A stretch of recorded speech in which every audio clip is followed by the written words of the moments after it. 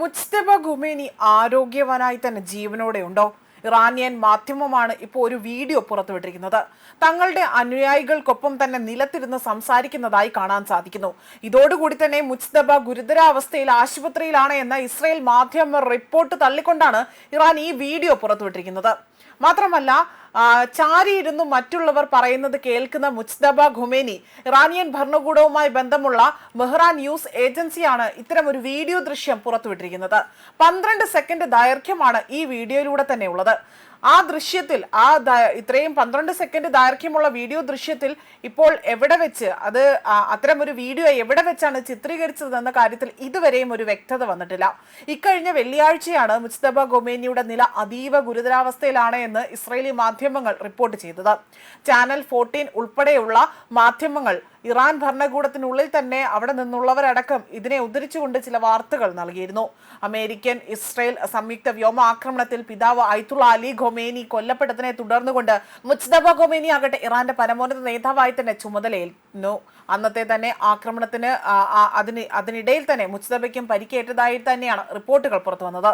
ചുമതലയേറ്റ ശേഷം പൊതുവേദികളിലോ തത്സമയ ദൃശ്യങ്ങളിലോ പ്രത്യക്ഷപ്പെടാതിരുന്നതിന്റെ അദ്ദേഹത്തിന്റെ ആരോഗ്യനിലയെ സംബന്ധിച്ചുകൊണ്ട് അന്താരാഷ്ട്ര തലത്തിൽ പോലും അഭ്യൂഹങ്ങൾ ശക്തമാവുകയാണ് ചെയ്തത്.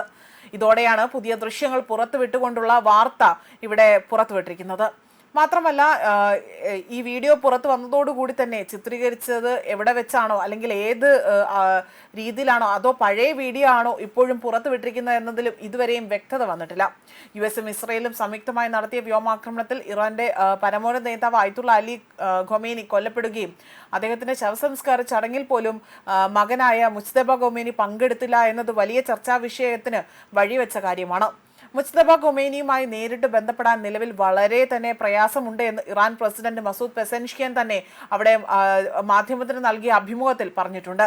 ഇതിനിടെയാണ് ഖൊമേനി ഇറാനിൽ ഇല്ല എന്ന് ഇസ്രയേലി സുരക്ഷാ വൃത്തങ്ങൾ ഉദ്ധരിച്ചുകൊണ്ട് റിപ്പോർട്ടുകൾ പുറത്തുവന്നതും. ഖൊമേനി കൊല്ലപ്പെട്ട ശേഷം തന്നെ മുജ്തബ ഖൊമേനി ക്യാബിനറ്റ് അംഗങ്ങളുമായി കൂടിക്കാഴ്ച നടത്തിയിട്ടില്ല എന്ന് തന്നെയാണ് മസൂദ് പെസൻഷ്കിനുമായി ബന്ധമുള്ളവരുമായി തന്നെ ഉദ്ധരിച്ചുകൊണ്ട് റിപ്പോർട്ടുകൾ സൂചിപ്പിക്കുന്നത്. ഇറാന്റെ ഉന്നത സൈനിക നേതൃത്വത്തെ ഇല്ലാതാക്കിയെന്നും ഖൊമേനി 90% ഇല്ലാതായി എന്നും US പ്രസിഡന്റ് ഡൊണാൾഡ് ട്രംപും അവകാശപ്പെട്ടിരുന്നു. ഇത് തള്ളിയ ഇറാൻ ഭരണകൂട അധികൃതരാകട്ടെ നിർണായക തീരുമാനങ്ങൾക്ക് ഖൊമേനി തന്നെയാണ് മേൽനോട്ടം വഹിക്കുന്നതെന്ന നിർദ്ദേശങ്ങൾ നൽകുന്നുണ്ട് എന്നതാണ് വ്യക്തമാക്കിയത്.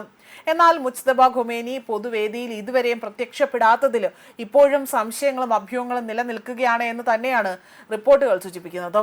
ന്യൂസ് ഡെസ്ക് കർമ്മ ന്യൂസ്.